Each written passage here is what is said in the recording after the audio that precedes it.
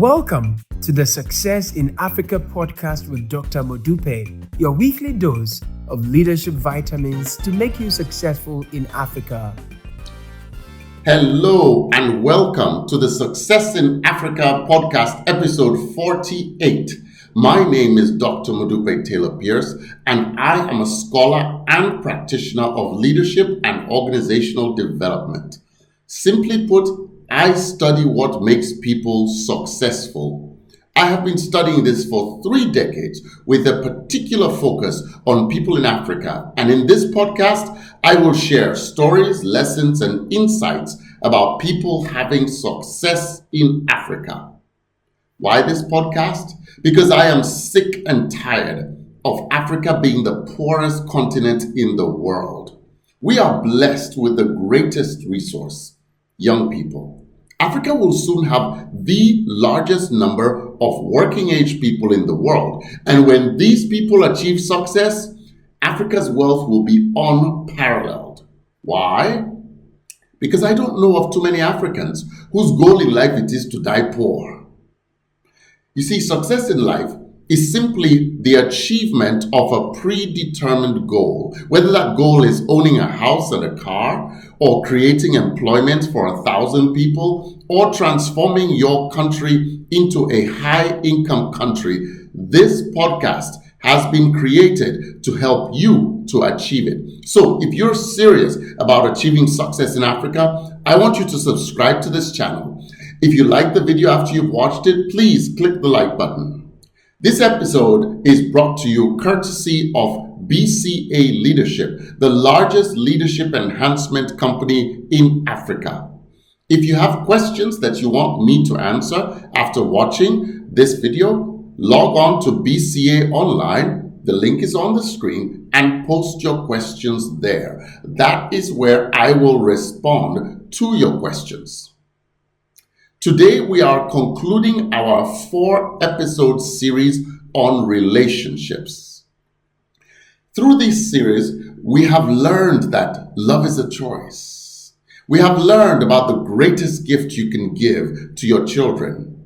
To know that, please check out episode 46. We have also learned that spreading your seed will jeopardize your success in Africa. For more on that, check out episode 47.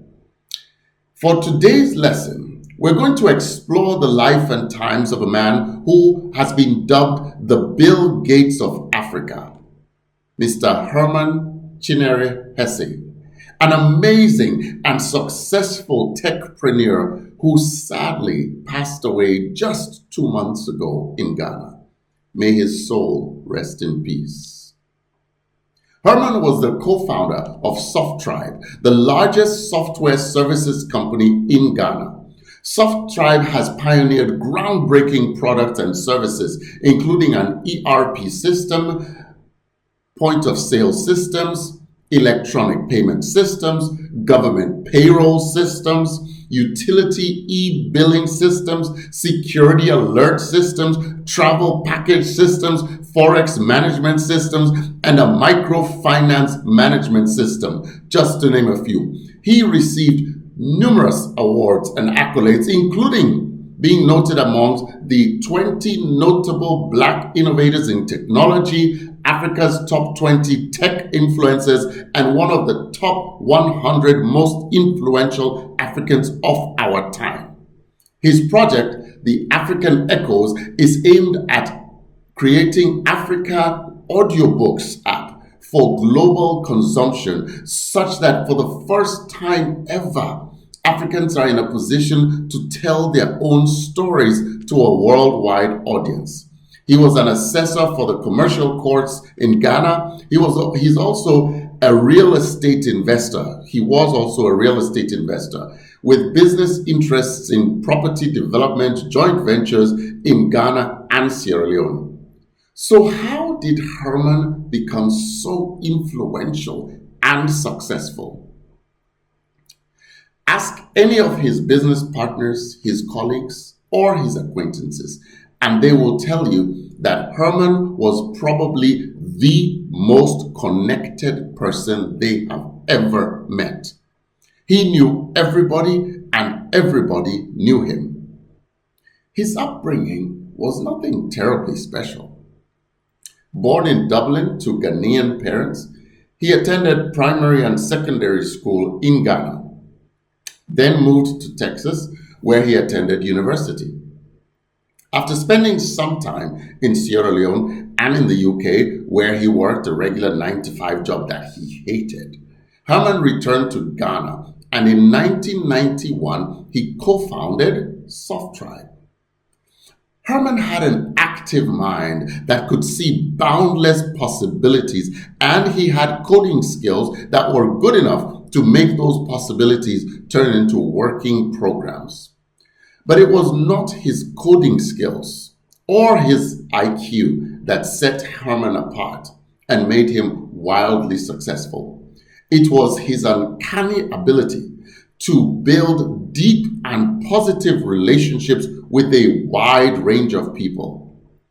You see, he genuinely enjoyed people's company. He genuinely enjoyed meeting people and was genuinely curious about them, their history, their hopes, their dreams, their needs. He would talk to a person in such a way that that person would feel like they were the most important person in the world to him.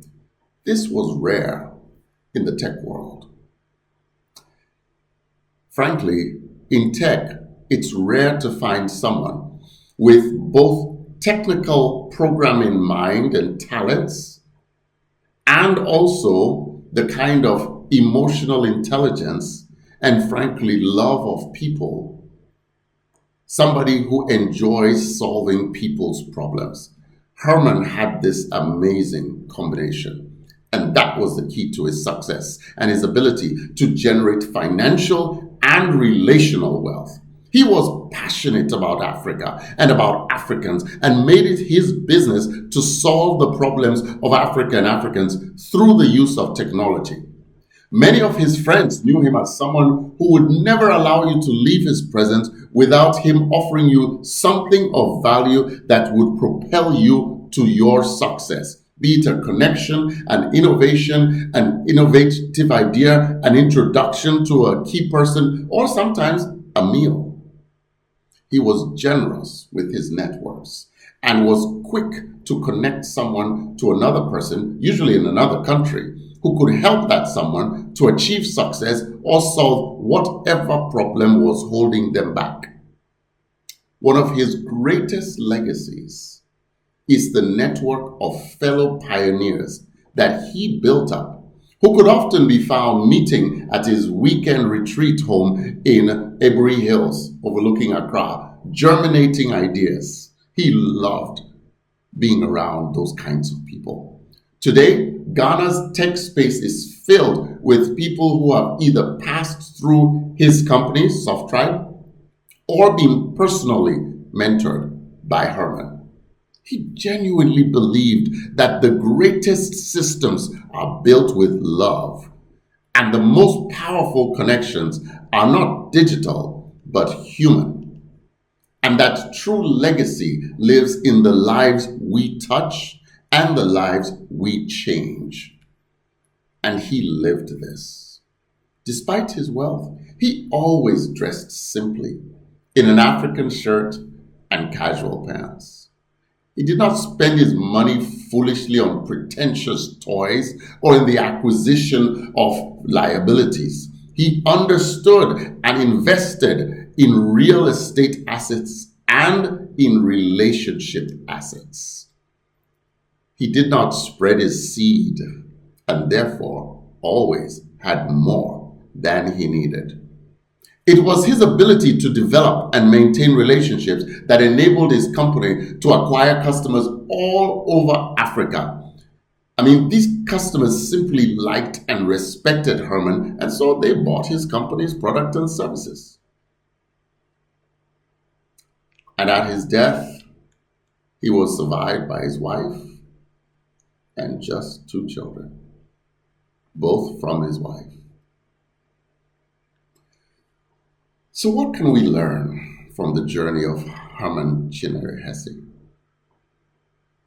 We can learn that while cash may be king, relationships are gold.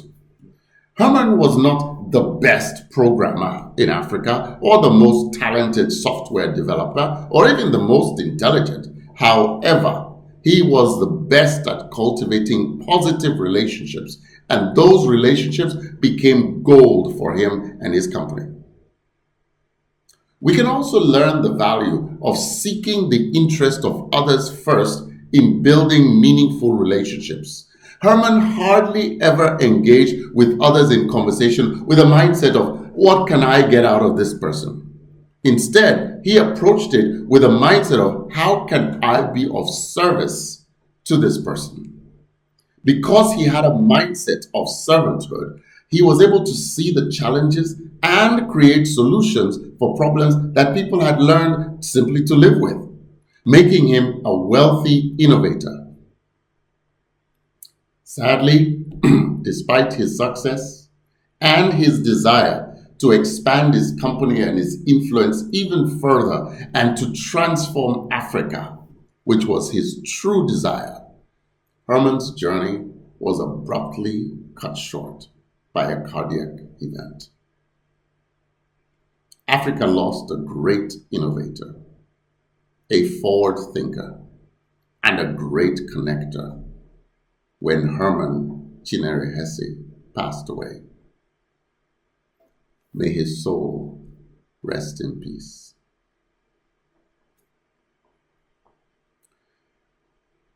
We have now come to the end of today's episode. I do hope you've learned a bit about the importance of relationships in becoming successful in Africa. Next week, we will start a new series on entrepreneurship. Thank you so much for listening or watching. Don't forget to subscribe to this channel and like this video. Tell your friends about it. Together, we can transform our beloved continent. We can carry on the legacy of Herman Chinyere Hesse. See you next week. Tomorrow belongs to those people who prepare for it today. See you next week.